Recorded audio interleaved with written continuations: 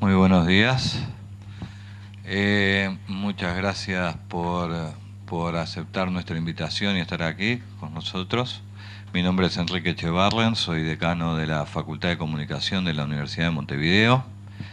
Es un placer, como digo, recibirlos, como también es un honor contar con quien va a ser el conferencista del día de hoy, José María Laporte. Eh, Hemos pensado esta actividad no como una conferencia magistral, sino como un intercambio académico y a la vez amable y distendido sobre el tema central de la conferencia, que es la lógica de la fe en el mundo actual y en el mundo contemporáneo y mediático. Y yo simplemente voy a hacer una breve presentación de las dos instituciones que de alguna manera están involucradas en esto.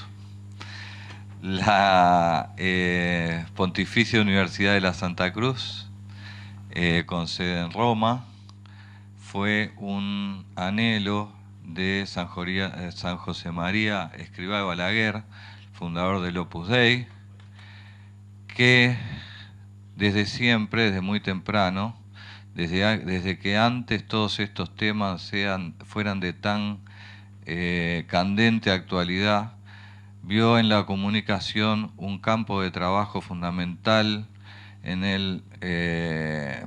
en el mensaje de la fe. Y también vio en el trabajo profesional y en los estudios académicos una forma de enfocarse en estos temas.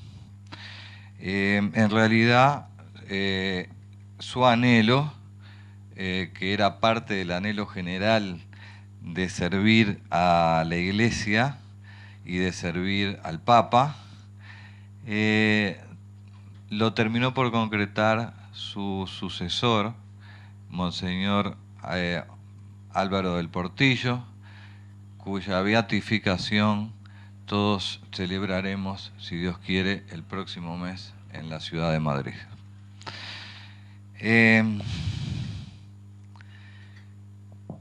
La Universidad de la Santa Cruz combina ese interés por una formación profunda, académica, profesional de los sacerdotes y también de laicos, eh, con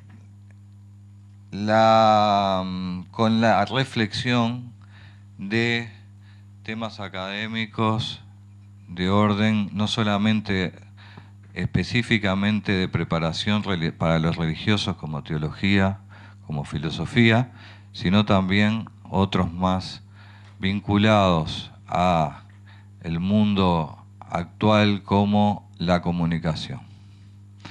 Por eso José María Laporte, a quien aquí tenemos, es decano de la Facultad de Comunicación de esa Universidad Pontificia. En su figura, ya el perfil profesional de José María, sacerdote, doctor en teología, doctor en comunicación, nos hacen o nos pueden llevar a entrever la sospecha de que su conferencia nos va a permitir abordar un tema tan importante desde una perspectiva más que interesante. Paralelamente, la Universidad de Montevideo también vio en los estudios de comunicación una disciplina en la que era necesario ahondar con seriedad y con rigor académico. Y por eso desde hace 12 años, desde la Facultad de Comunicación, intentamos acercarnos a ese objetivo institucional de tratar la comunicación desde el punto de vista profesional y académico, con un espíritu laico, pero con una evidente vinculación con la identidad cristiana, profundamente cristiana de la universidad. Cuando hablamos de comunicación,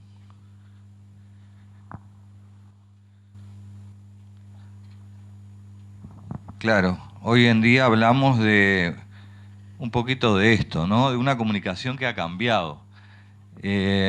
Tenemos allí al Papa Francisco, tenemos mucha gente, como siempre la ha habido, ya no a 200, 300 o 1500 metros de distancia, sino muy cerca de él y además con una serie de equipos tecnológicos que lo acercan a mucha más gente de la que está allí. Eso tiene efectos eh, eso tiene efectos en la necesidad de tener claro cómo es la dinámica de la comunicación en la transmisión del mensaje hasta incluso del mismo sumo pontífice. En la Facultad de Comunicación, no me quiero extender mucho, pero sí me gustaría decir algunas cositas. En la Facultad de Comunicación de la UM, desde un comienzo, además de saber que teníamos que enfocarnos en los aspectos técnicos que cada vez más condicionan o condicionan de alguna manera, o por lo menos hay que tener en cuenta en la transmisión de pensamientos, reflexiones, vivencias. También tuvimos la perspectiva, que no es propia, sino institucional, de que la verdadera comunicación, en definitiva, por más que allí haya mucha gente, la verdadera comunicación implica entender más que las técnicas de comunicación al receptor de lo que se comunica. Y por eso en la formulación de nuestra carrera, del plan de estudios, desde un comienzo se le dio mucha importancia a asignaturas que no parecen muy propiamente de una escuela de comunicación, porque creímos que de alguna manera para comunicar bien hay que conocer no solo al público, sino al el público para nosotros se resume en las personas, en cada persona. No es solamente una masa que recibe un mensaje y que bueno, uno a través de la técnica busca que ese mensaje sea eficaz, sino que para que sea verdadera y honesta la comunicación tiene que atender fundamentalmente a la persona humana. Y hoy la de la persona humana en un mundo globalizado. Por lo tanto, para saber cómo comunicar hay que saber cómo son las personas, y existe por eso en la carrera un fuerte énfasis en materias humanísticas. El comunicador no puede hacer periodismo, no puede hacer publicidad o no puede hacer cine si no conoce de antropología, si no conoce de historia, de economía, si no conoce de literatura, de arte, si no sabe cómo interactúan los medios con la cultura.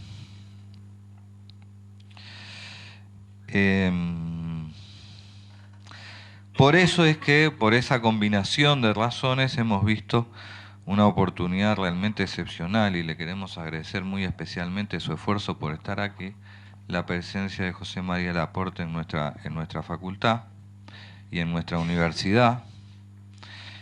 Y voy a ser breve.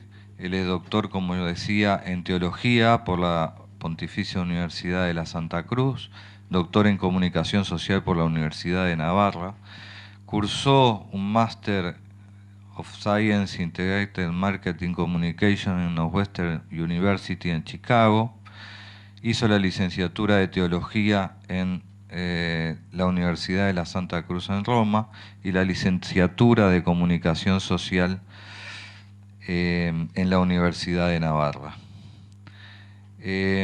Podría seguir extendiéndome en su trayectoria, pero creo que sería perder la oportunidad de escuchar lo que nos convoca a todos, lo central, lo importante, que es lo que es la visión que él nos pueda dar de los retos que hoy la comunicación tiene para la transmisión de la fe. A todos entonces muchas gracias por estar por aquí, ojalá nos sigamos viendo y los dejo con el conferenciante. Muchas gracias.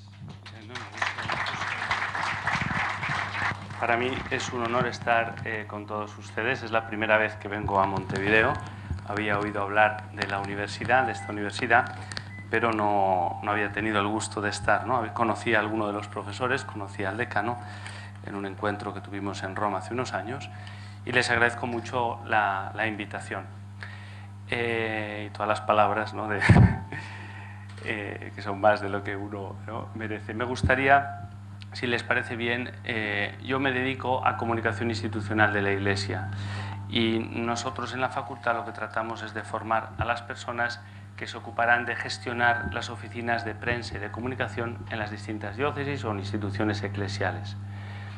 Por este motivo, yo hoy hablaré de algunos aspectos esenciales. Lógicamente, hay millones de cosas relacionadas. He tratado, como el público era ciertamente un poco heterogéneo, he tratado de hacer digamos, una exposición un poquito más, por así decir, amplia, en la que la he tratado de titular. Hablaremos también de la lógica de la fe, de cómo incorporar la fe en un mundo mediático. Porque, bueno, mi idea es quizá hablar más o menos una hora y después a lo mejor tener oportunidad, si hay preguntas o lo que sea. Tengo algún vídeo interesante, pero preferiría, digamos, también... Entonces, creo que es muy interesante si uno se quedara solo con el título de la conferencia, que hablaremos también de la lógica de la fe, pero el propósito y el objetivo del encuentro sería que el inculturar la fe en el mundo actual no es una cuestión de colores, no es de cuestión de ejemplos, sino que es un trabajo intelectual. El mundo actual requiere toda una serie, digamos, de actitudes nuevas que nos llevan a afrontar. Quizás se oye, a lo mejor hay doble, o sea, a lo mejor lo bajamos, quizás estoy hablando demasiado fuerte, ¿no? O quizá puedo bajar. A lo mejor, no, lo bajo, quizás sí. Vamos a ver, ¿se oye bien? Sí, más o menos, sí, yo creo que va bien así. Este sería, digamos, el resumen de lo que voy a decir. No sé qué salta. Ok. Hablaremos de la lógica de la fe en un mundo global y mediático, de la fe como comunicación y misión, la fe en el espacio público, y hablaremos un poco brevemente de los nuevos medios y de las nuevas tendencias. Tengo algunos ejemplos, pero los pondremos, quizás salgan a lo largo de... Pasamos a la lógica de la fe en un mundo global y mediático. El mundo en el que estamos hoy en día es un mundo complejo, un mundo en el que los modelos y los puntos de referencia de la gente son las series de televisión, son los cantantes de música, son los jugadores de fútbol, ¿no?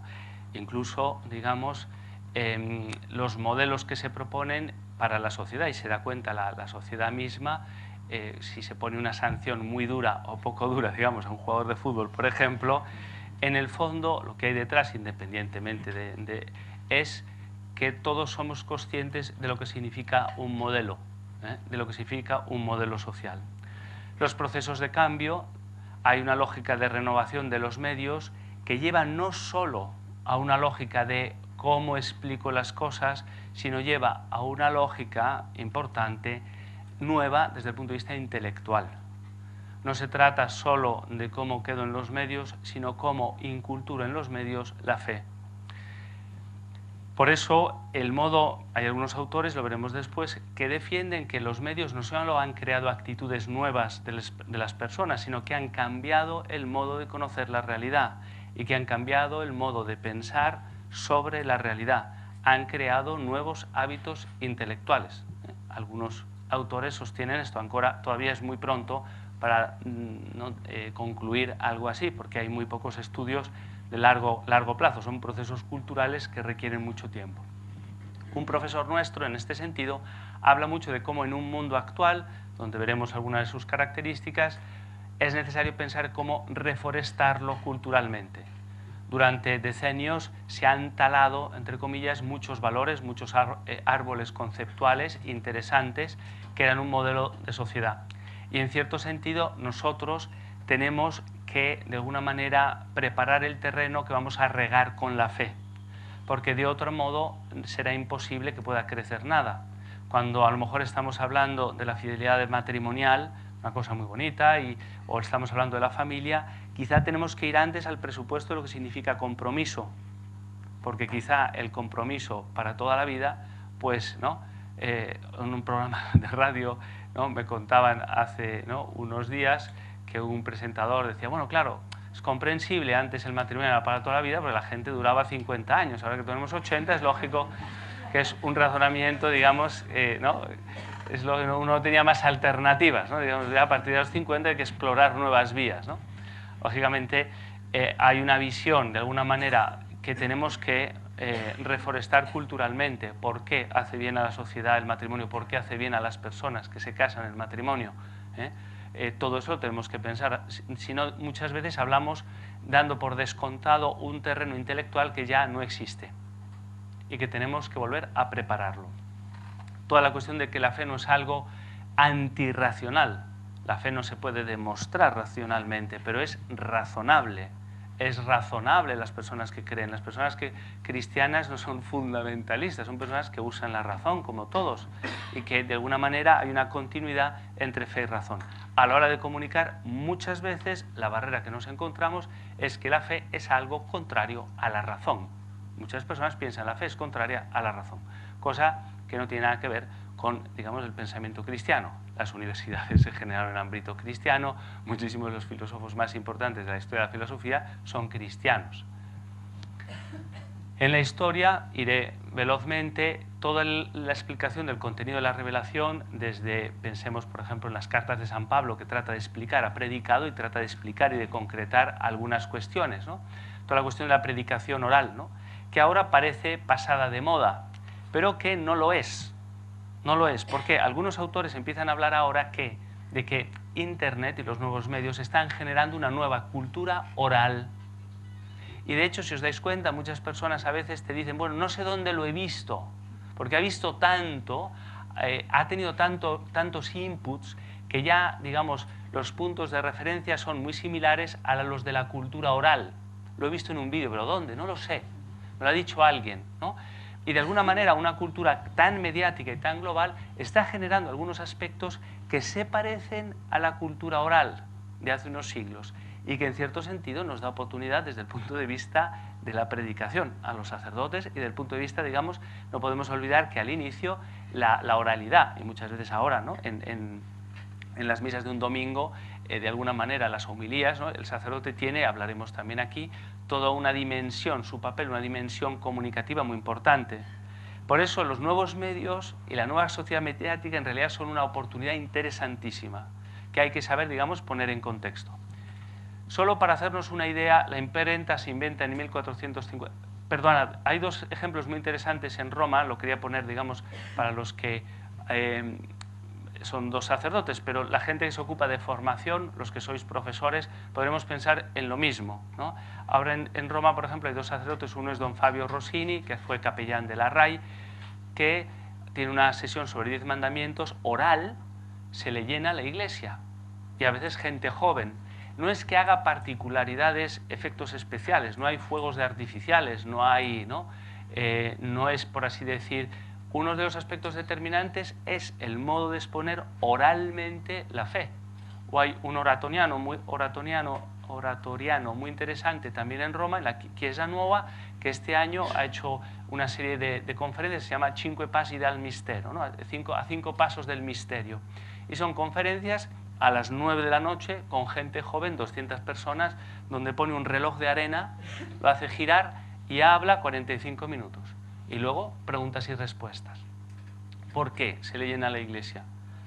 No solo porque a lo mejor es un mago comunicando, que lo es, sino no tiene PowerPoint, ¿no? Es el espacio de la iglesia, o sea, predica en la iglesia, porque en cierto sentido lo que tiene para comunicar es muy interesante y sabe vehicularlo muy bien. Nos tenemos que dar cuenta desde que desde 1450 que se inventa la imprenta, hasta ese momento todo se copiaba. pasarán, digamos, la imprenta, que es algo maravilloso, se utilizará para el bien y para el mal, para denigrar la Iglesia y para difundir la fe. En las guerras de religiones, ¿no? Toda la imprenta pues, publica, es interesante toda la cartelística, los carteles que se publican de una parte y otra, ¿no? En las guerras de religión en Europa, para ver cómo se puede usar para el bien o para el mal, digamos, los medios de comunicación, en ese caso la imprenta.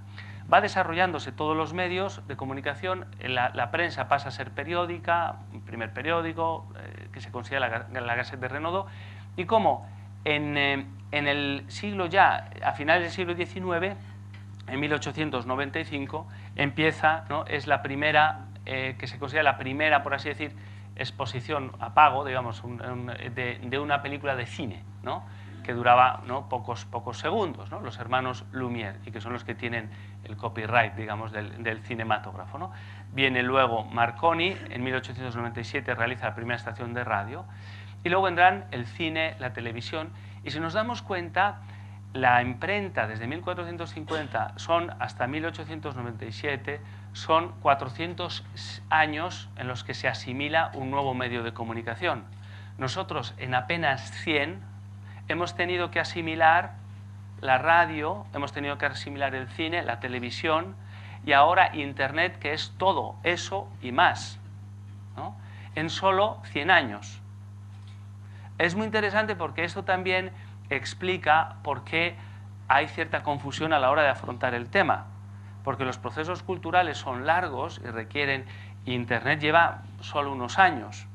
Por ese motivo, creo que es interesante y creo que al hablar de la fe, de una fe que se hace cultura, ¿no? Veremos un par de citas, tenemos que pensar que de alguna manera en un siglo nos hemos atragantado de medios de comunicación, en 100 años, o sea, hemos tomado 8 platos, digamos, y estamos todavía tratando de entender cuáles son las posibilidades, ¿no? Y además nos aseguraban que el sucesivo iba a acabar con el anterior, nos aseguraban que con la televisión terminaba la radio.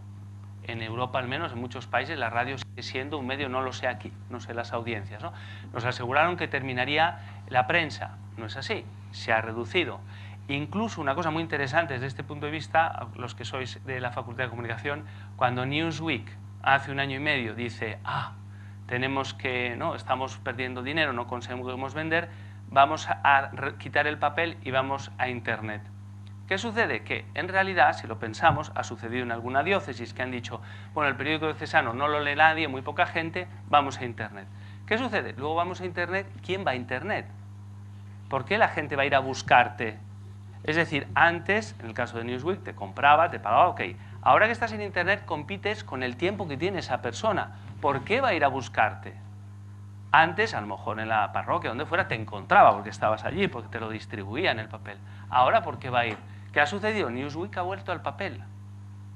Ha vuelto al papel. ¿Por qué? Porque no es un problema de Internet o no Internet, es un problema de qué tienes para ofrecer. ¿Por qué la gente debería leerme? ¿Por qué la gente tendría que perder tiempo conmigo en Internet?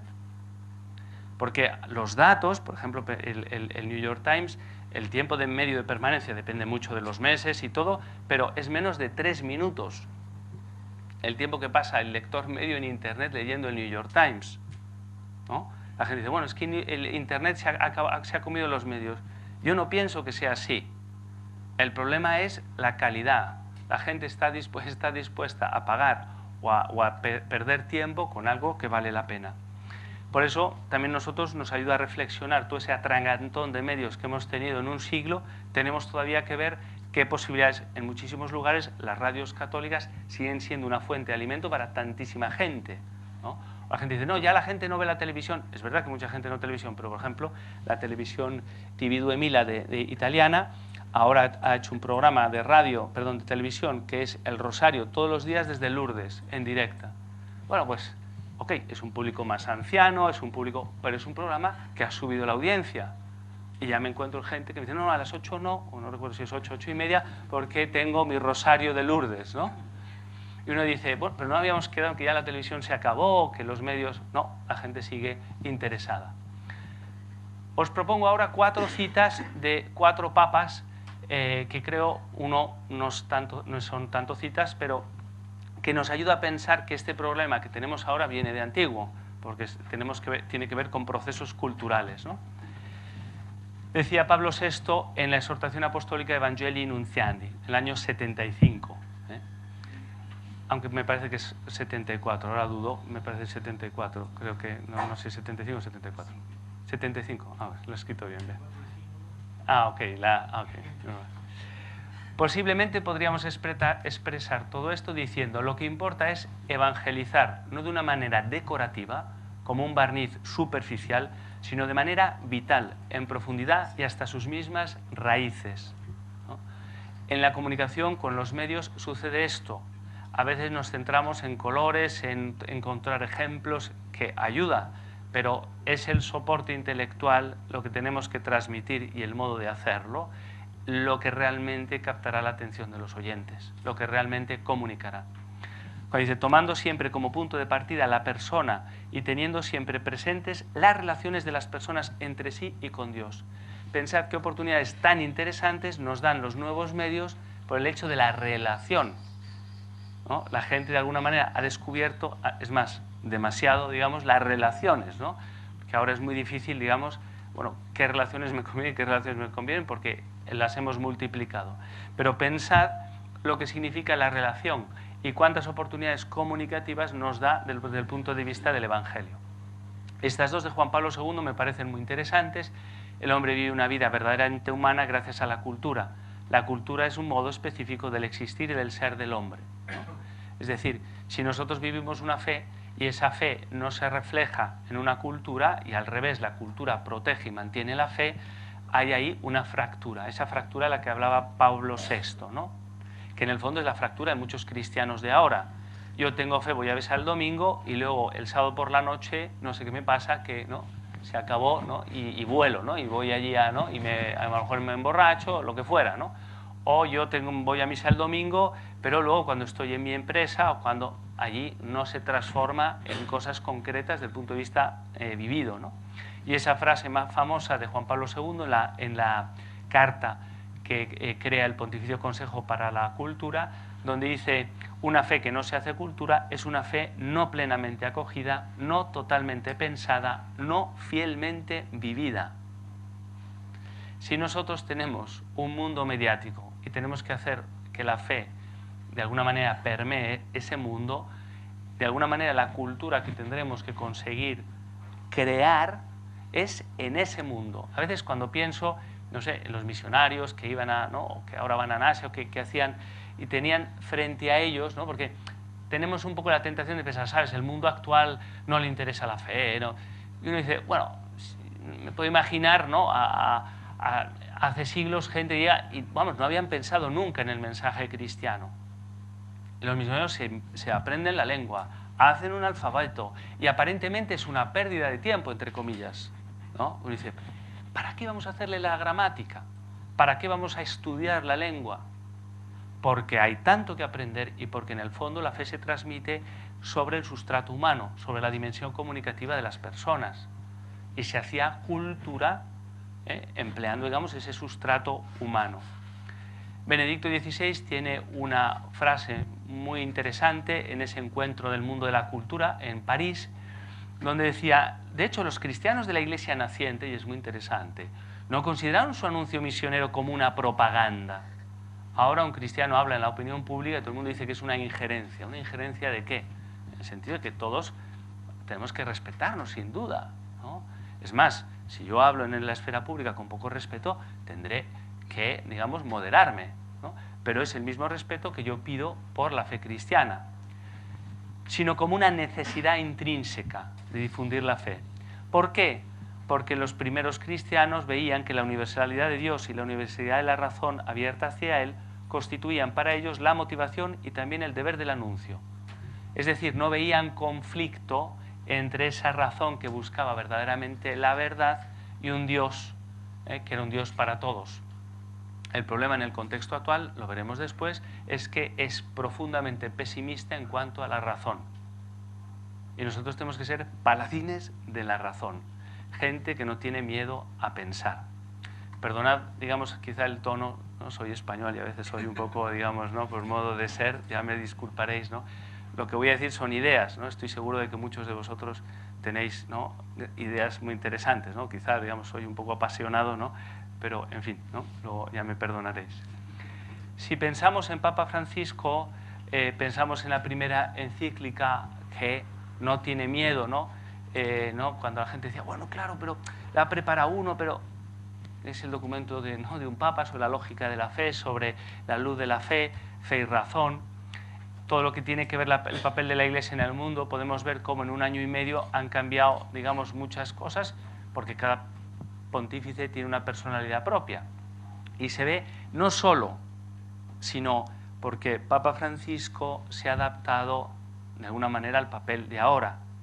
Si tú hablas con las personas con medios de comunicación en Argentina, ¿no?, cuando era cardenal de Buenos Aires, dicen que era muy difícil a veces conseguir hablar con él o lo que fuera, ¿no? ¿Qué sucede? Que dándose cuenta de que es papa, ha cambiado,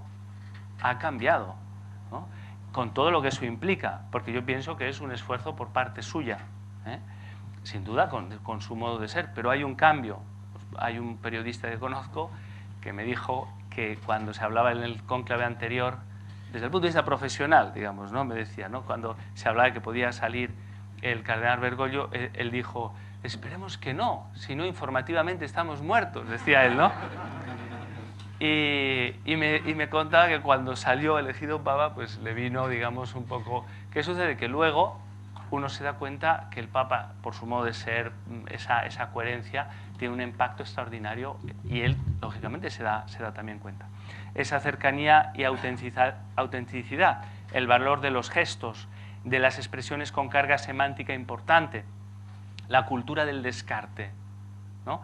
Eran frases que probablemente, al menos ahora cuando he hablado con algunas veces, había usado en su pastoral en Argentina, pero ahora son frases que han quedado conceptualmente a nivel global. Muchos periódicos hablan de la cultura del descarte, y todo el mundo sabe lo que es. Las personas tratadas como objetos, los últimos en la sociedad, donde, ¿no?, una cultura que favorece aquello. O cuando el Papa habla de la Iglesia como hospital de campaña, es muy interesante, porque de alguna manera hay muertos y heridos entre nosotros. No es que tengamos las recetas para todos, la fe requiere, ¿no?, y todo eso ayuda también a los sacerdotes, ¿no? O el pastor con olor a oveja, ¿no? Cuántas veces el Papa se ha pronunciado, ¿no?, animando a los sacerdotes, ¿no? Estas son de hace unos días. He puesto Clarín, pero he puesto también El País, y he puesto también El Observador, ahora lo vemos, ¿no? Estas son de hace 2 días porque son de la misa, ¿no? Los medios están interesados en el Papa, los medios están interesados en la fe. No solo por Papa Francisco, sino por lo que dice, por el mensaje. Él está al servicio de una persona, de un mensaje, y la gente se da cuenta de eso, que no tiene miedo a decir determinadas cosas. Y ante 1 millón de fieles, el Papa Francisco beatificó 124 mártires coreanos, ¿no? Esta foto ha dado la vuelta al mundo, el Papa rezando en un cementerio de niños abortados, ¿no? Todo el mundo. Esta foto no sé si la ha tomado de CNN o de... ¿no?, medios de comunicación que están a favor, a lo mejor, del aborto, ¿no? Y el Papa, con un gesto así, está diciendo mucho. Es una fotografía que ha dado la vuelta al mundo, ¿no? La otra es más bien folclórica, pero que da también una idea simpática ¿no? Esto es la noticia de CNN de la misa del Papa, ¿no?, que no tiene ningún miedo de decir casi 1 millón de personas en un país que es 10% de católicos, que es muy interesante, ¿no?, desde el punto de vista comunicativo, ¿no? Esta es del Observador de hoy. El Papa llama a las naciones comunistas de Asia a no temer a los cristianos, ¿no?, el sumo pontífice, ¿no?, y esto es en Seúl, ¿no? Es interesante como el Papa dice, no tenéis que tener miedo a los cristianos porque no somos conquistadores. Los cristianos son parte de vuestro pueblo, no venimos de fuera, ¿no? Muy interesante porque es algo que han reconocido todos. O ¿no? Francisco busca, este también es de hoy, el deshielo en las relaciones con China, ¿no? Y explica cómo el Papa, y esta fotografía maravillosa con el padre de una víctima del ferry, ¿no? ¿no?, en el que, yo no sé Corea si, ¿no?, pero probablemente el abrazo no se estila, ¿no? Los orientales son todo más, ¿no?, todo, ¿no? pero se ve como el Papa apoya su cabeza en la cabeza del padre destrozado. Y claro, es una fotografía que de alguna manera está hablando de bueno, la muerte, el sentido de la muerte, el sentido de tantas cosas, ¿no?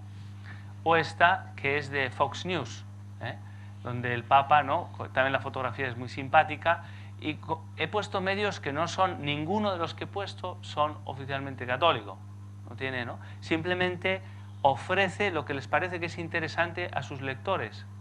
Eso significa que estos temas siguen siendo muy interesantes. Pasemos ahora a lo que significa fe, comunicación y misión. De alguna manera, el hombre del siglo XXI no se hace preguntas, podemos pensar, ¿no? Hay un relativismo existencial del que hablaba el Papa, un relativismo que me lleva a quizá a pensar que la gente joven es que no le interesa lo que yo tengo para proponerlo, aparentemente. No le interesa, ¿no? Porque a veces nos escudamos en que lo que tengo que proponer no interesa porque en el fondo hay una falta de actitud nuestra, un empeño intelectual por entender, en la comunicación es clave, lo ha dicho el decano, entender a los demás. A veces, para nosotros es muy cómodo pensar que todo lo va a arreglar un medio. Ok, tengo que comunicar la fe, ok, que me filmen, que voy a disparar aquí todo lo que me parece. No, el medio no arregla, no evangeliza por sí mismo si yo no he hecho el trabajo intelectual de pensar cómo propongo la fe en ese medio y con quién estoy hablando. Y a veces echamos la culpa o a la actitud de quien tenemos enfrente o a los medios, ¿no? Que el medio no es suficientemente eficaz o lo que sea. Hay una actitud conformista y práctica apoyada en el consumismo, en la música, la cultura juvenil, que les da igual, ¿no? O sea, ¿no? Que la fe, el domingo, y aparentemente no tienen interés, ¿no? Aparentemente, ¿no? Aparentemente sus líderes son otros, pero luego vemos la misa del Papa y hay una cantidad de gente joven que uno dice, pero bueno, esto es... O a veces dice, no, son las plazas llenas y las iglesias vacías. Cuando hay show, cuando hay una jornada mundial, todo el mundo va, pero luego tenemos que ver si la gente va, significa que va por algo. Si luego resulta que no conseguimos que vayan a la iglesia o que recen, ahora ahí hay una fractura sobre la que tenemos que trabajar, ¿no? La uniformidad cultural que tiende a rebajar el nivel progresivamente con el paso del tiempo. Vemos que muchas veces la gente joven viste igual, ¿no? Y a veces modas que te dan a veces pena, ¿no? Porque en realidad, si lo pensamos, siempre ha sido así. Cuando nosotros éramos gente joven, queríamos formar parte de un grupo, y formar parte de un grupo implicaba asemejarse a la gente que, bueno, tampoco podemos ahora... El único problema es que ahora el modo en que se presenta, el modo de vestir, el modo quizá no es que sea de grandísimo nivel, ¿ok? Pero en el fondo la actitud de quererse parecer a otros es la actitud de, una gente, de las personas jóvenes en general. El materialismo práctico, parece como si a las personas jóvenes solo les interesaba ¿no? las cosas prácticas, ganar, el objetivo de su trabajo, dinero, punto y basta, no tienen horizontes, aparentemente.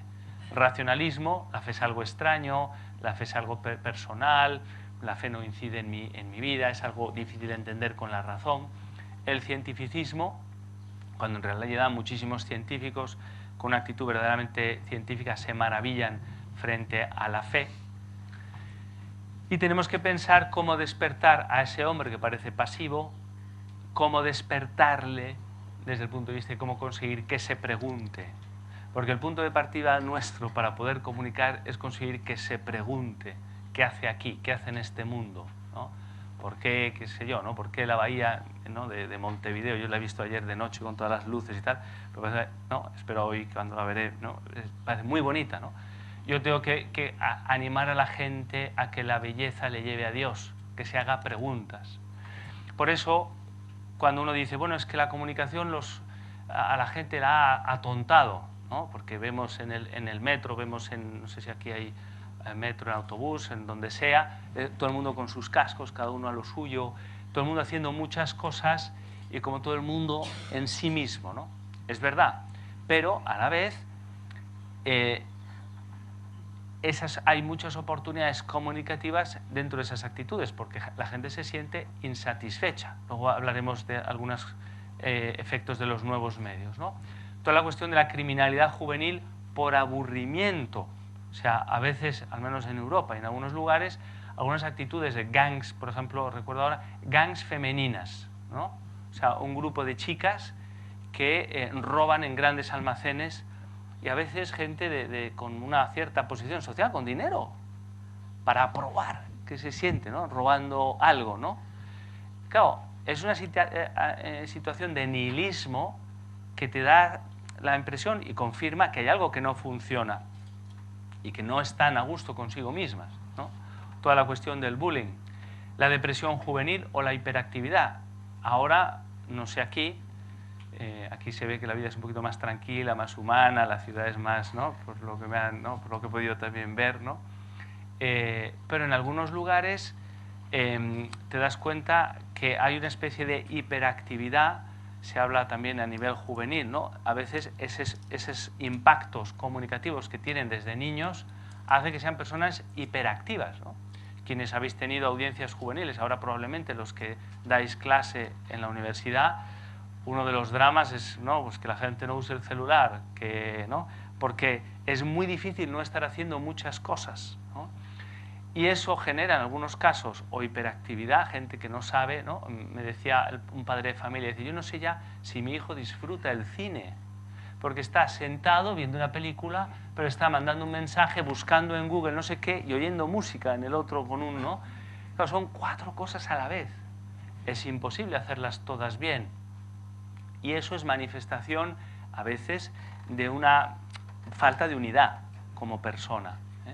No porque oír música, cada una de esas 4 actividades son perfectas, estupendas. El problema es proporcionado hacerlo las 4 al mismo tiempo, ¿no? Me ha pasado, tengo que reconocerlo, quizá alguno de vosotros también, hablando por teléfono, que estás mientras hablas por teléfono haciendo otra cosa, ¿no? Con el celular, ¿no? Y una vez un amigo mío me dice, estamos hablando y me dice después de un minuto, estás viendo el correo, ¿verdad? Entonces yo, sí, la verdad es que sí, ¿no? Perdóname, cierro el ordenador, ¿no? Él se daba cuenta de que yo estaba haciendo 2 cosas al mismo tiempo, ¿no? Y muchas veces sin querer, ¿no? Porque nosotros somos los demás, no son ellos y nosotros, no, somos parte de esa cultura, ¿no? Y muchas veces toda la cuestión, en algunos lugares, al menos de Europa, el suicidio no se hace público para no, como todos estos temas. El suicidio se ha convertido en la causa de muerte más importante en gente joven, después de los 17, 18 años hasta los 30, después de los accidentes de coche. Y es una señal bastante preocupante, que nos confirma que lo que aparentemente la pasividad, en el fondo no resuelve absolutamente los problemas existenciales, ¿no? Y luego todas las situaciones de injusticia que vemos. Una breve referencia a los famosos signos de credibilidad de la fe que en los manuales de apologética se utilizaban, vienen también en una referencia en el Catecismo de la Iglesia, y que nos puede ayudar también a pensar que en el fondo mucho de lo que nosotros tenemos para presentar y de la credibilidad, esos preámbula fide o eso de, ¿no? Podemos volver a pensar en ellos desde una nueva óptica, no presentándoles como ¿no? Pero sí una película, un libro como El Códice da Vinci, que a lo mejor es absurdo, que no tiene fundamentación histórica y que fruto de marketing, lo que sea, la gente le engancha y la gente dice, pero entonces la Magdalena, ¿no? Significa que muchas de las cosas que nosotros tenemos para presentar continúan siendo interesantes y la gente quiere saber, ¿no? La Universidad de Navarra hizo toda una serie de textos de preguntas y respuestas muy breves. Sé que algunos profesores de teología sufrieron un poco porque, bueno, ¿cómo voy a decir en un párrafo sobre la historicidad de Jesús, ¿no? Bueno, es que necesitamos ponerlo en la red, no necesito un tratado, un párrafo, ¿no? Entonces sé que sufrieron un poquito, ¿no? Un poco de... Pero lo han descargado más de 1 millón de veces, ¿no? Todas esas preguntas y respuestas relacionadas en algún caso sobre el libro. Jesús se casó, ¿qué noticias tenemos sobre...? ¿no? Y entonces lógicamente, no era un texto, ¿no? Científico desde el punto de vista, ¿no? de presentación científica, sino más bien divulgativo, pero era lo que se necesitaba en ese momento, ¿no? Si pensamos en la resurrección del Señor, pensada de una manera no seria, es algo bastante impactante, ¿no? Si pensamos en los milagros de Cristo y de los santos, si pensamos en el cumplimiento de las profecías, aquí hay una historia muy bonita, simpática, que sigue en Italia un sacerdote ortodoxo tenía a su madre enferma, la llevó de cáncer, la llevó a un hospital italiano y se ve que la madre, porque el hospital tendría una capilla, no sé bien, empezó a rezarle a Padre Pío por su curación, ¿no? Entonces él estaba un poquito como incómodo porque, en fin, mi madre, yo, sacerdote ortodoxo, mi madre ortodoxa rezando a un santo católico, ¿no? Y la cosa que más le impactó y que le llenó ya la crisis absoluta fue cuando su madre se curó de manera inexplicable. Entonces él recorre todo un proceso de conversión hacia el catolicismo y anuncia a su parroquia, me parece es un año y medio después, esto es hace como 2 o 3 años, un año y medio después, que se ha convertido al catolicismo, ¿no? Y que deja, digamos, en este caso a la Iglesia Ortodoxa, deja la parroquia y tal, y algunos de los fieles siguieron su ejemplo. ¿Por qué? Por, digamos, la providencia, la intercesión de los santos, que sigue, ¿no? Si pensamos en algunos santuarios marianos, algunas devociones populares, que sigue existiendo en muchos de nuestros lugares, es un medio de comunicación que sigue funcionando, ¿no? Y que sigue, porque en el fondo la gente se da cuenta ante la necesidad. La difusión y la santidad de la Iglesia, su fecundidad, los motivos de credibilidad, no solo ayudan a quien no tiene fe para superarlo, sino a quienes tenemos fe. A veces pensamos en la comunicación para comunicar a los que no son cristianos y en realidad tenemos que empezar por nuestra propia gente, por la gente que tiene fe, por la gente que cree y por la gente que necesita ser confirmada en la fe. Porque tanto ellos como nosotros nos vemos envueltos en una sociedad mediática que condiciona nuestro modo de creer. Pasemos al papel del sacerdote hoy. Donde digo sacerdote, porque veo que hay muchas personas que no son sacerdotes, uno puede poner, bueno, aquí en este caso en enseñar sí, en las otras 2 cosas que voy a decir, solo una de ellas sí, ¿no? Que es, se habla tradicionalmente de los triamunera, ¿no? De las 3, de alguna manera, funciones que tiene la Iglesia, el sacerdote, el obispo: enseñar, santificar y gobernar. Estos 3 aspectos, en todos, tienen una dimensión comunicativa muy interesante, que no podemos olvidar. Por un lado, enseñar significa aprender nuevas actitudes previas a la comunicación. Antes de poder hablar es necesario tratar de pensar, de dejar que el mundo nos hable. A veces llevamos nuestros conceptos y en el fondo pensamos que lo que tengo para contar o para decir no es relevante. Y lo confirmamos porque no lo hacemos profesionalmente, no comunicamos profesionalmente, ¿no? Tenemos que entender cuáles son los procesos de aprendizaje existencial de las personas a las que nos dirigimos, desde el punto de vista religioso, moral, laboral, porque nos damos cuenta de que mucho de lo que explicamos lo aprenden en familia, ¿no? Muchas de las virtudes las aprenden en familia. Recuerdo un caso increíble de una persona que era un perezoso, pero vamos, como pocos he visto, ¿no? ¿Qué sucede? Que, ¿no? Yo en ese caso como sacerdote he estado 10 años con un grupo juvenil, uno decía, bueno, pero ¿qué puedo hacer más para ayudarle, ¿no? Hasta que sucede, descubrí que, claro, su padre apenas prácticamente giraba la puerta, ¿no? Prácticamente se echaba en el sofá del living, ¿no? Toda la tarde. ¿Qué sucede? Que este chaval había aprendido las virtudes o las no virtudes de su padre.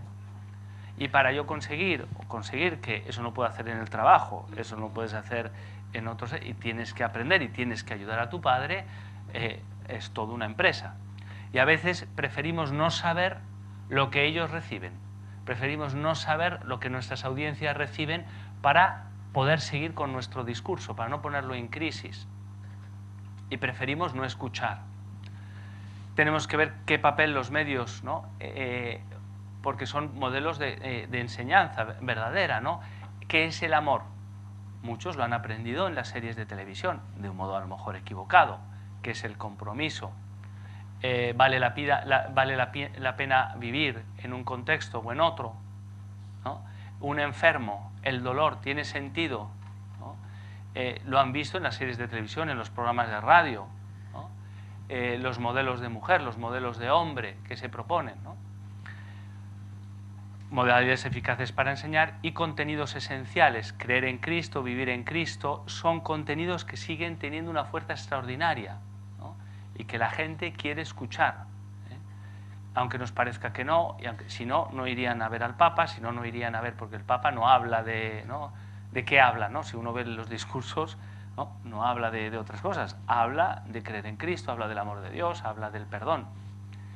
La función de santificar el sacerdote, esto sí que quizás para los sacerdotes, nos podemos poner también del otro lado los que no son sacerdotes. El sacerdote es un instrumento de un signo sensible que confiere la gracia que significa, y también, ¿no?, un signo que detona actitudes de la voluntad personal hacia la oración y a la comunicación con Dios. Es decir, los 7 sacramentos, si los pensamos, tienen una eficacia extraordinaria desde el punto de vista comunicativo. Extraordinaria. A veces es culpa del sacerdote, es culpa nuestra, que la gente no vive el sacramento como debe. ¿Por qué? Porque es que tengo 5 bautismos. Entonces me convierto un poco en funcionario. Para la persona que bautiza es un día especial, no se lo tienes que explicar. Para la persona que se casa es un día muy especial, no se lo tienes que explicar. Quizás soy yo que no he sabido preparar, que no he sabido comunicar, que no he sabido... Y son momentos importantes, los 7 sacramentos, ¿no? Si los pensáis, bautismo, confirmación, penitencia, ¿no?, son modos, de alguna manera, tienen todos una dimensión comunicativa. La dimensión del perdón, del sacramento de la confesión, es que es extraordinaria.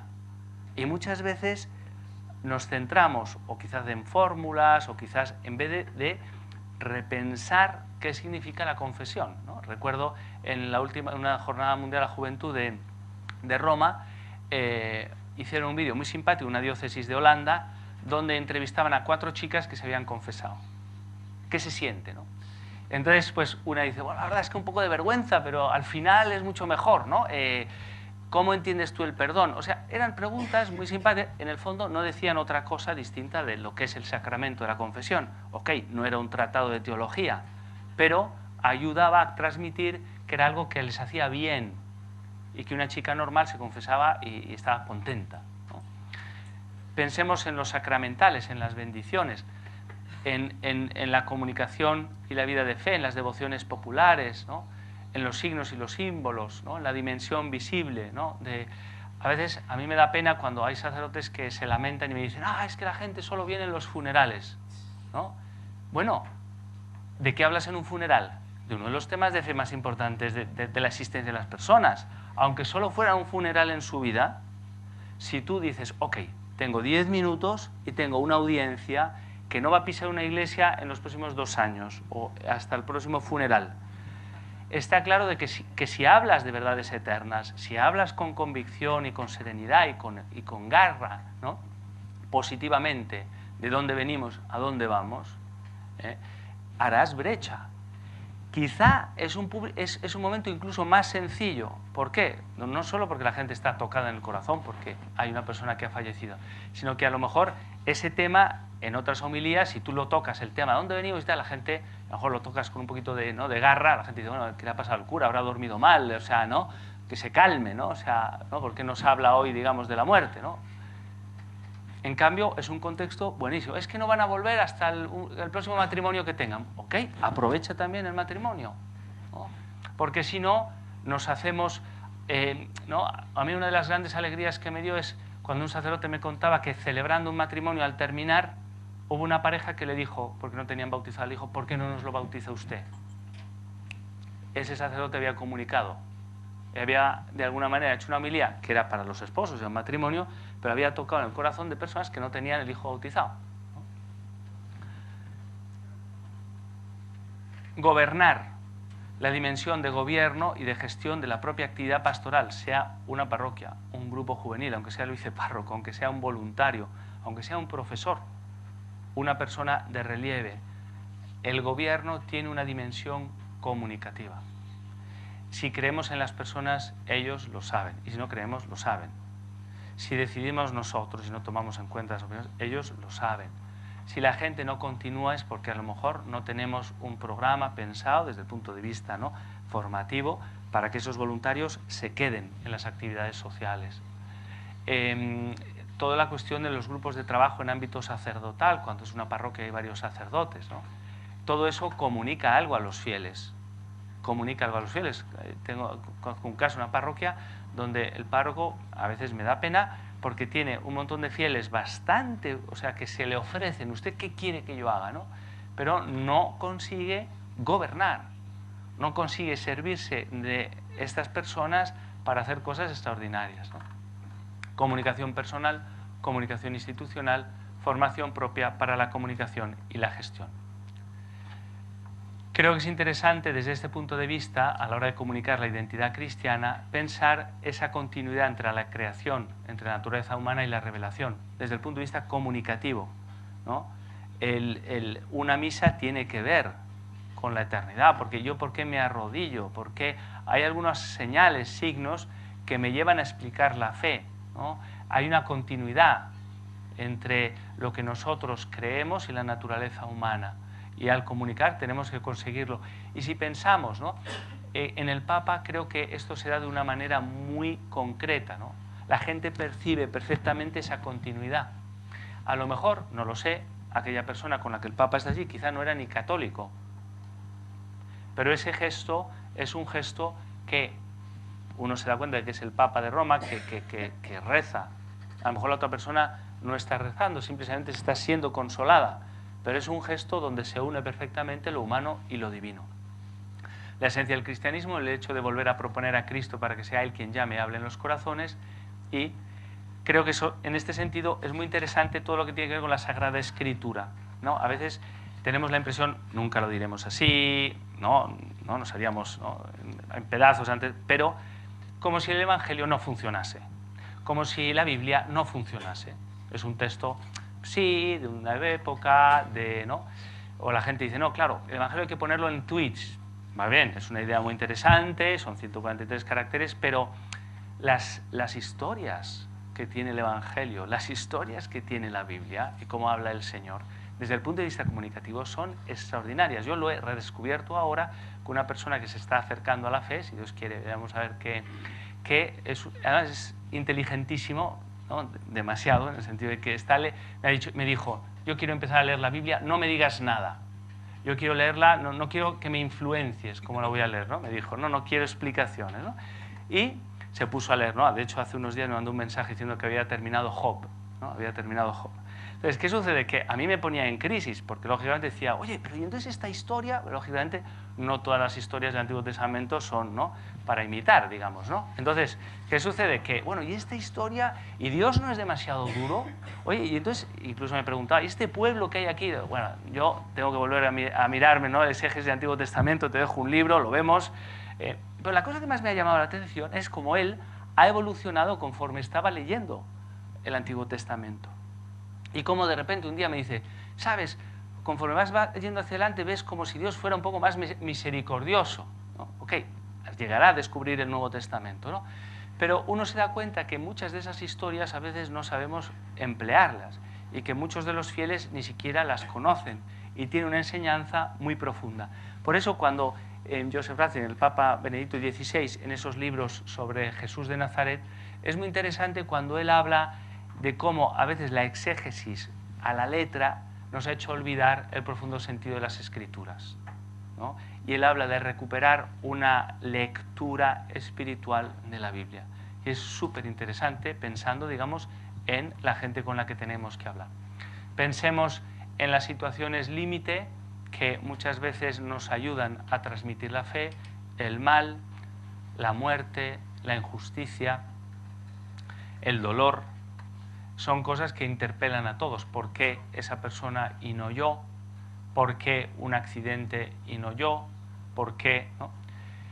Y luego ver las manifestaciones de la gracia de Dios, que en cierto sentido el testimonio de los santos, el testimonio de los cristianos concretos, en realidad, entre comillas, un cristiano tendría que ser un ejemplo de fe encarnada, un ejemplo de comunicación viva, ¿no? En cierto sentido tenemos que hacer que cada cristiano sea un portavoz, digamos, ¿no? ¿Cómo conseguimos que se desarrolle? Recuerdo, en un programa de televisión había un encuentro con el Papa, con gente joven, no con Papa Francisco, anterior, y el comentarista empezó a decir, bueno, aquí no se sabe por qué, pero han elegido dos presentadores, uno guapísimo y otro guapísima, no sé qué, y una crítica, como dando por descontado que toda aquella gente joven estaba allí por el show, no por el Papa, ¿no? Entonces una voluntaria le pidió el micrófono, como estaba en directo, pues se giró y se lo dejó. Y le dijo, no, yo solo quería aclarar que yo estoy aquí haciendo voluntariado, no por la música, como muchos de nosotros. Hemos venido a rezar, la música nos ayuda y tal, pero no es que he venido aquí por la música, no estoy haciendo aquí voluntariado tal. Y le devolvió el micrófono, con una sonrisa, con gran humor. Esa persona, con su manifestación de fe, que se ve que fue espontánea, porque se lo quitó el micrófono en directo, comunica más, ¿no?, que prácticamente a veces que un comunicado de prensa, ¿no? Todo lo que el Papa habla, Benedicto XVI, en la encíclica Deus Caritas, es de cómo los primeros cristianos en la época romana,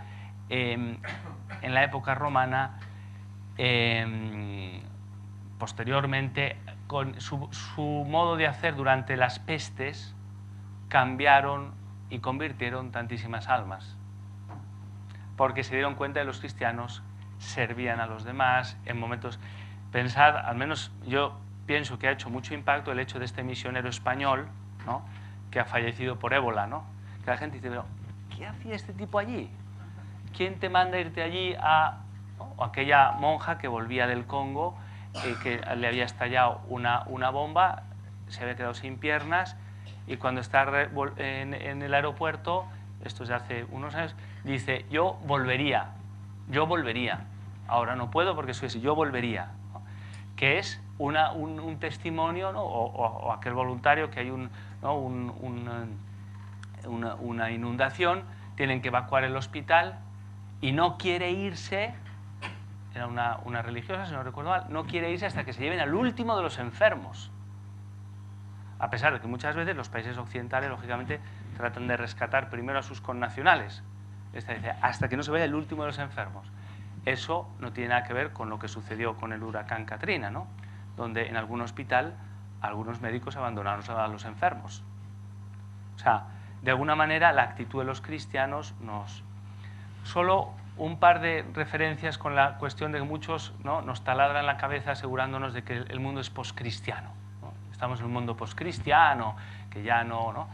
En el fondo, no creo, no voy a entrar en lo que aseguraba Smaus, pero creo que no es un mundo poscristiano, ¿no? El hecho de que seamos más de 1.000 millones de católicos, ¿no?, el hecho de que haya 400.000 sacerdotes, ¿no?, más de 400.000, y si pensamos en algún momento, por ejemplo, en Europa hay algunos lugares, por ejemplo, pensemos en España, ¿no?, que cuando hubo, digamos, toda la invasión, ¿no?, de los almohades y los almorávides, ¿no?, de España, la fe, ¿no?, se canceló, ¿no?, se arrasaron las iglesias, se destruyeron todo, ¿no?, y 8 siglos después la fe vuelve a renacer.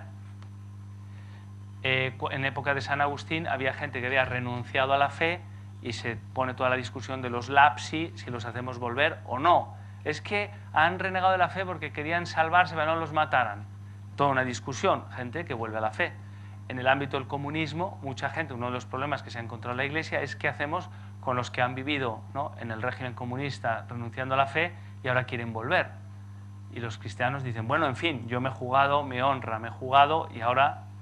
O sea, poscristiano, si pensamos en Latinoamérica, que es probablemente, ¿no?, la mayoría de los, no sé ahora si son 2/3, no sé las proporciones, ¿no?, de los cristianos, los católicos en el mundo, ¿no? Si pensamos, por ejemplo, en Asia, China, India o Japón, todavía no ha llegado el cristianismo allí. No podemos hablar de una cultura poscristiana. Pienso que puede ser interesante hablar de una cultura poscristiana en países donde a lo mejor, ¿no?, quizá en algunos países de Europa, o que muchas veces tienen su origen en esa convicción de que lo que tengo para contar no es interesante, ¿eh? Voy a hacer ahora referencia a un par de cosas estamos ya hacia el final, me quedan 2 aspectos. Uno, sobre la fe en el espacio público, todo lo que significa el respeto y intervenir en el modo en que se configuran los temas en el espacio público. Aquellos que se ocupan a lo mejor de opinión pública ¿no?, en la facultad, habrá temas que, ¿no?, quizá ya sepan de lo que voy a hablar, ¿no?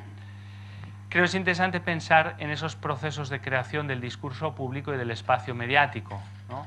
¿Por qué? Porque hay diversos niveles de creación de discurso público en función de los aspectos sociales. Y mucha de la gente con la que nosotros hablamos son, digamos, reciben pasivamente ese discurso público o intervienen. ¿Quiénes son los agentes que intervienen en el debate público? Y todo lo relacionado con los problemas de tiempo y profundidad. Está claro que yo no puedo explicar lo que es la fe a Juan Pablo II una vez, no recuerdo si era Time Magazine o una televisión, que le preguntó, ¿nos puede decir en una frase qué es la Iglesia Católica? ¿No? Entonces, en ese caso, dijo, se lo voy a decir una palabra, salvación. ¿No? Está claro que salvación no es que o sea, pueda decir, ahí está todo. En cierto sentido está todo, pero porque tengo que responder a un periodista y trato de darle la cosa esencial. A través de la Iglesia nos salvamos, todas las verdades de fe que nos propone. Pero, de alguna manera, nosotros tenemos que saber que a veces en el debate no podemos llegar con 8 tomos o una explicación exegética de la Sagrada Escritura, porque la gente tiene muy poquito tiempo, a veces no hay posibilidad de debate, y tengo que adaptar en el debate público el modo de exponer la fe. Creo que esto es muy interesante, es una cita de Eliot del año 44, donde dice, el año 44, hace 70 años, todavía la televisión todavía no ha despegado, digamos, están solo con la radio y con la prensa. Y dice, en esta época nuestra, en que la gente tiende cada vez más a confundir la sabiduría con el saber y el saber con la información, y trata de resolver los problemas existenciales en términos mecanicistas.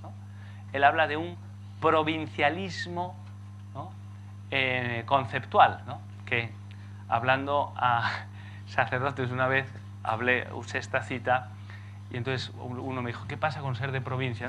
No estoy entrando, cuando digo provincialismo significa cerrazón de conceptos, pretender explicar la fe con conceptos que no.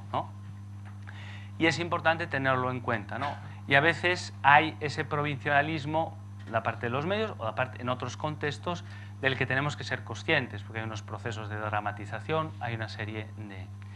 Es importante también, a la vez, no entraré en la diferencia entre opinión pública y opinión publicada, que es tan querida a un profesor nuestro de la facultad.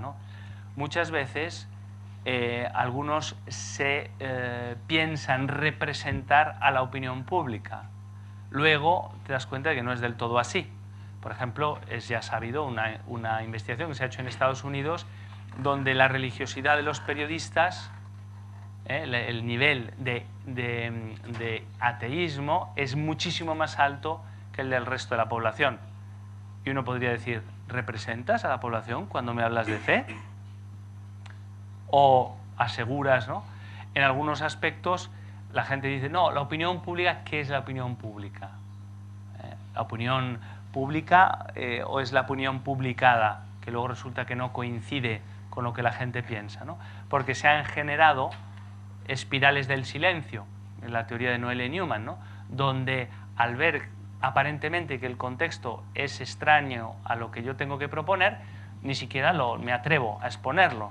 A lo mejor todos opinan igual, o hay más gente que opina como yo, pero como la opinión dominante parece ser esta, no quiero entrar.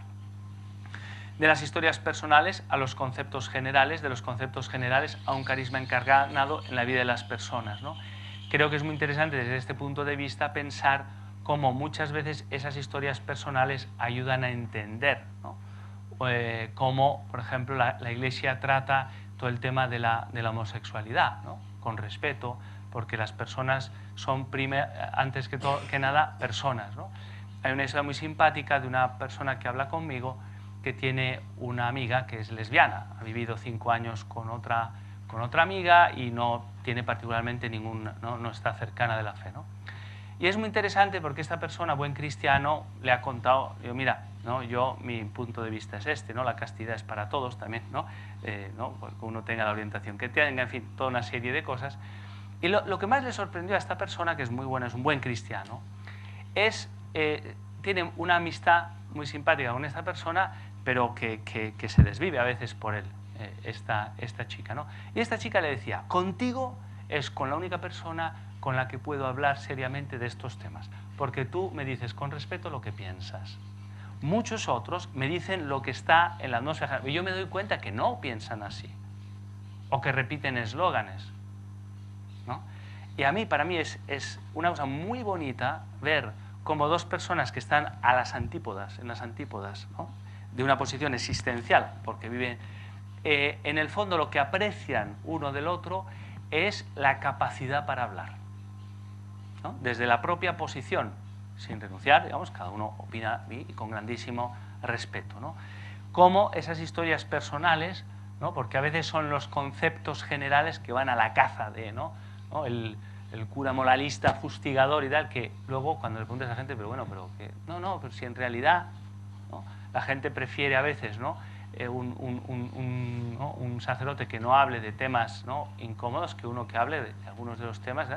Cuando se habla con respeto, con cariño por las personas, ¿no?, muchas veces no hay ningún problema, ¿no?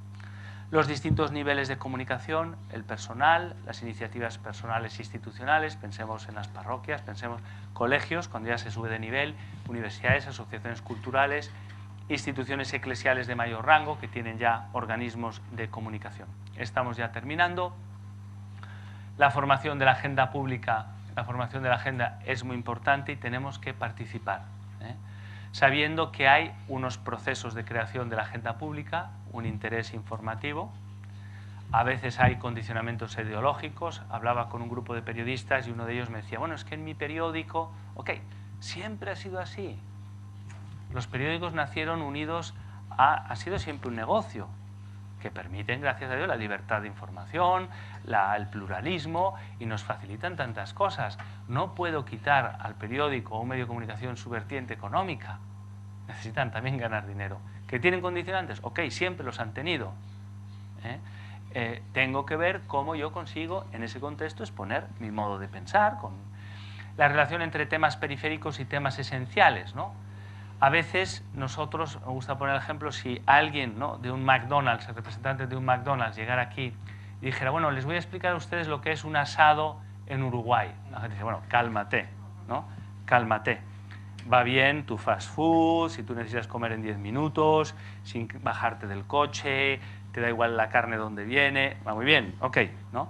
Pero no trates con esos conceptos de explicarme lo que es un asado, porque estamos en otro nivel, ¿no? Empezando por el tiempo que se requiere, ¿no? Recuerdo una persona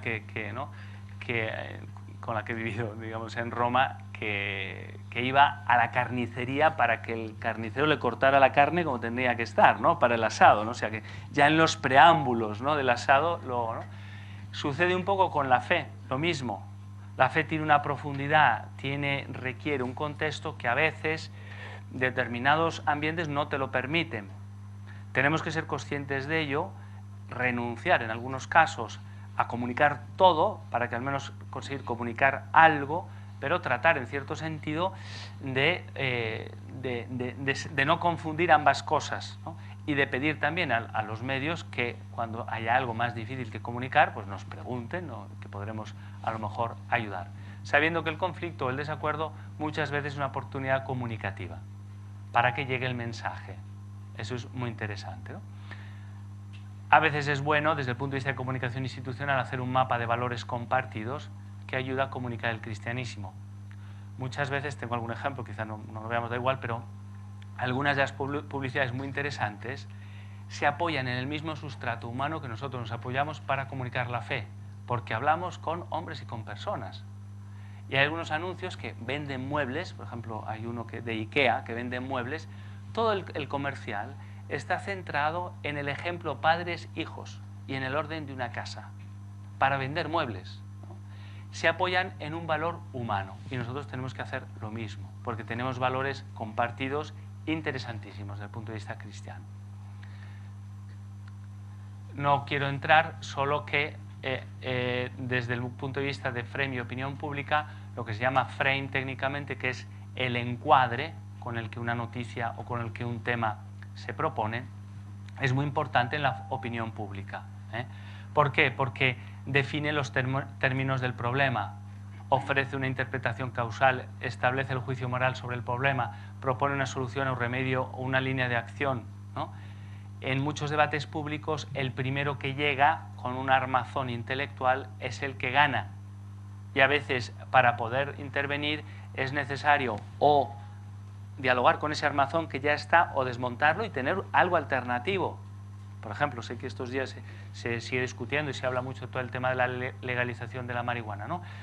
Si veis, muchos de los términos que salen están ya, digamos, definidos. En algunos casos no hay una propuesta concreta, hay toda una serie... Bueno, yo tengo que pensar que el debate público exige, ¿no?, una idea de persona, toda una serie de cosas. No es simplemente un debate de yo contra ti y vamos a ver qué hacemos, ¿no? Sino, daos cuenta, por ejemplo, una frase como: si alguien hoy, cuando yo entrara por aquella puerta, es un ejemplo que le gusta poner a un profesor nuestro, ¿no? Si yo entro bajo por esa puerta y uno de vosotros le comenta al otro: hoy el profesor Laporte está sobrio, ¿no? Es una frase que es verdad, estoy sobrio, ¿no? Pero es una frase que da a entender que en otros momentos, en muchos otros momentos, no está sobrio, ¿no? Y en el fondo lo que te ha dado es un encuadre, te ha dado un encuadre, ¿no? Con lo cual, ese encuadre a veces es el que nos dan a la Iglesia, por ejemplo, de intolerancia, de una fe irracional, y para poder dialogar en el espacio público tenemos que desencuadrar y crear un nuevo encuadre intelectual. Termino con dos ideas. Eso sucede con muchos de los temas, ¿no?, del discurso, y algunos de los temas, cuando el Papa habla de la cultura del descarte, en sola esa expresión ha definido términos de problema. Y si tú te tienes que enfrentar, entre comillas, públicamente, o alguien, a la posición de la Iglesia, tú tienes una expresión de cultura del descarte. Pensad solo por un momento a los nuevos medios y tendencias que requieren también reflexionar por nuestra parte.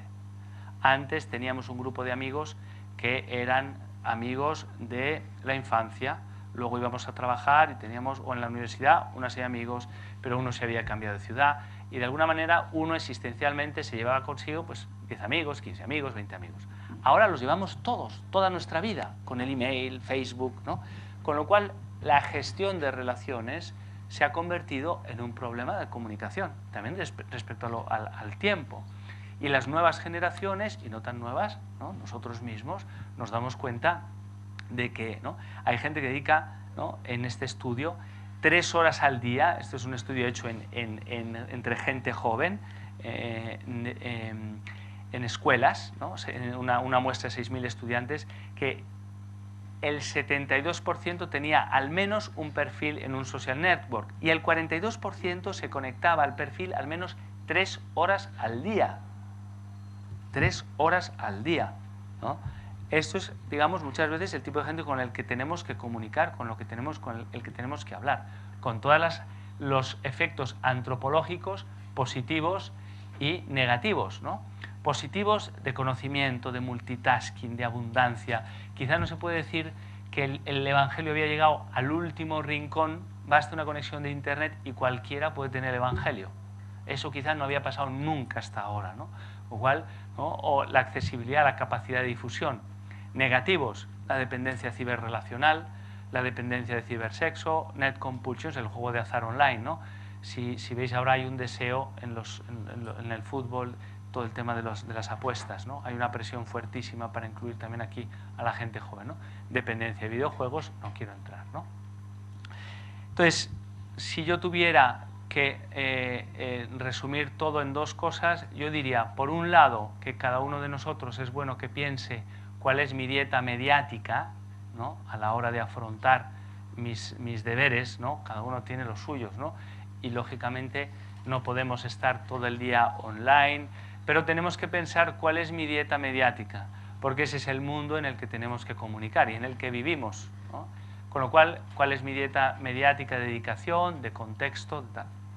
Y volviendo al inicio, la cosa más importante es tratar de encarnar la fe, de inculturar la fe en un mundo mediático, que es un trabajo, como primera, digamos, punto, intelectual. No es solo un trabajo de diseño, es un trabajo intelectual. Muchas gracias. Si quieren...